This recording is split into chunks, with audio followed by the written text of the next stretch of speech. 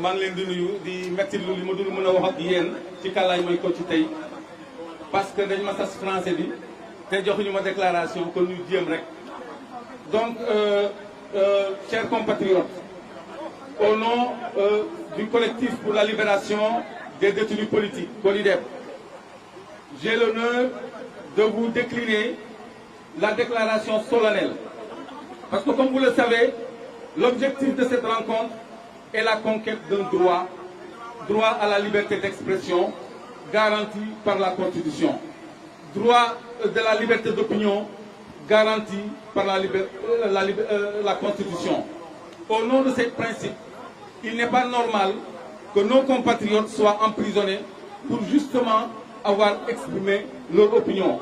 Au moment où, sur les plateaux de télévision, nous entendons des gens proches du régime ou des membres du régime qui menacent de mort, qui accusent d'assassinat, qui font n'importe quelle déclaration vile et répréhensible et qui s'en sortent à bon coup.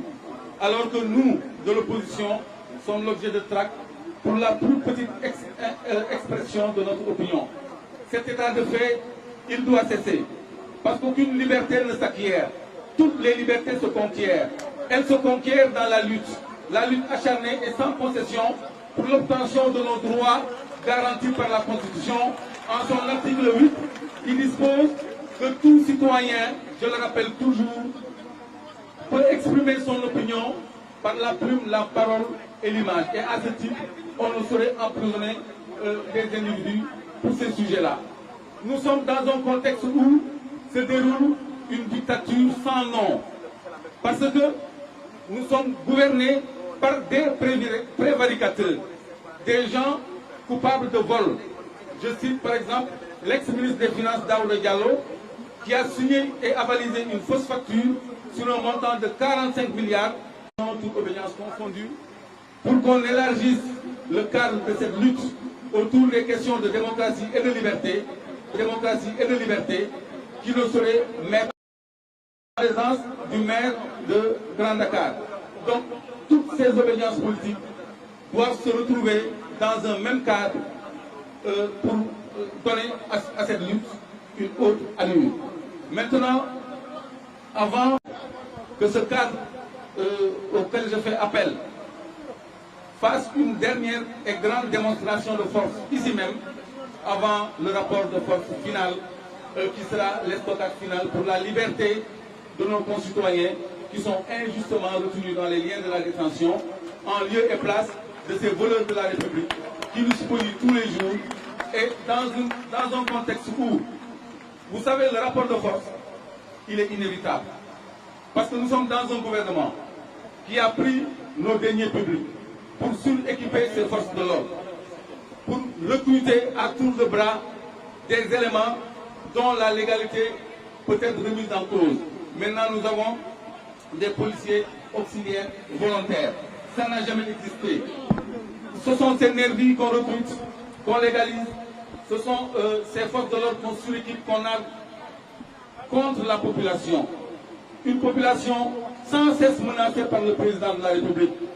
Cette mafia Kati-Kati-Nek, c'est un ordinateur, et quelque temps après, on emprisonne Ousmane Diagne, Papito Kara. Ça, c'est un règlement de compte. Notre frère Fadilou Keïta a publié un post et dit, j'espère qu'on n'a pas tué mon frère.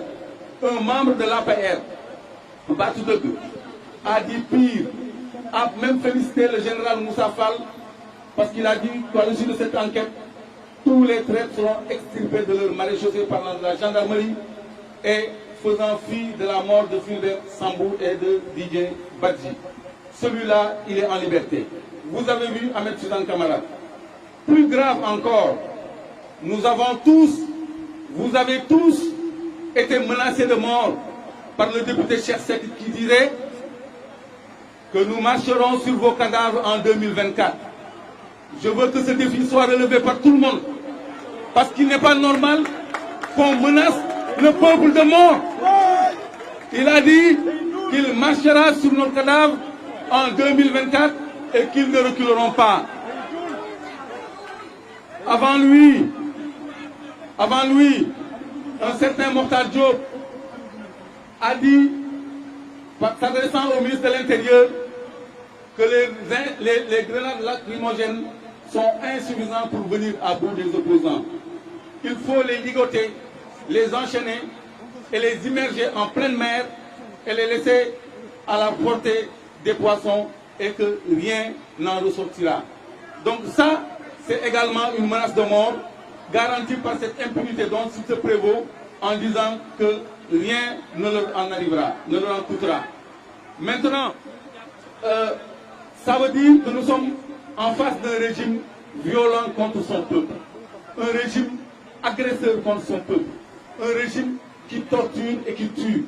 Parce que le rapport du département d'État de 2021 affirme que l'État du Sénégal pratique la torture de façon inhumaine et cruelle dans les lieux de détention. On en veut pour preuve Mohamed Niass qui a été tué entre les mains de la police. On se rappelle avant-hier seulement François Mancabou qui a été torturé à mort. Il l'a dit, il a dit à sa femme, tu as vu comment on m'a fait? Il a parlé avant de mourir. On nous a dit qu'il y a une vidéo de 13 minutes où il se cognait la tête. Ça, c'est trop fort de café. Seul le procureur croit en cela. Maintenant, nous avons perdu Fulbert Sambou. La famille de Didier Badji est à la recherche de Didier. Et en lieu et place de renseignements, on leur propose un cadavre à identifier. Ça veut dire qu'on ne cherche plus Didier Sambou, on cherche un cadavre. Donc, tout ceci, comme l'avait dit Aminata Assome Diatta, qui est membre de l'APR, la lumière doit être faite autour de tous ces massacres, de tous ces crimes qui doivent être élucidés actuellement. Maintenant, les 14 morts de 2021 ne passeront pas par perte et profit. Ces 14 morts seront vengés dans 14 mois, Inch'Allah. Maintenant la mobilisation, parce qu'il ne saurait point être question de troisième mandat. Qu'on se le tienne pour dire, le peuple va garantir le respect de la Constitution. Parce que quand on utilise le terme exercer, nul ne peut exercer. Donc on ne laissera personne tenter même d'exercer un troisième mandat, encore moins une troisième candidature. Qu'on ne se méprenne pas sur la force du peuple. Le peuple est souverain et plus fort. Le peuple est souverain et plus fort. En 2021, l'État a sorti l'armée en dernier ressort. Mais avant a sorti la police, a sorti la gendarmerie. Et comme ça ne suffisait pas, il a sorti ses nervis, armés de gourdins.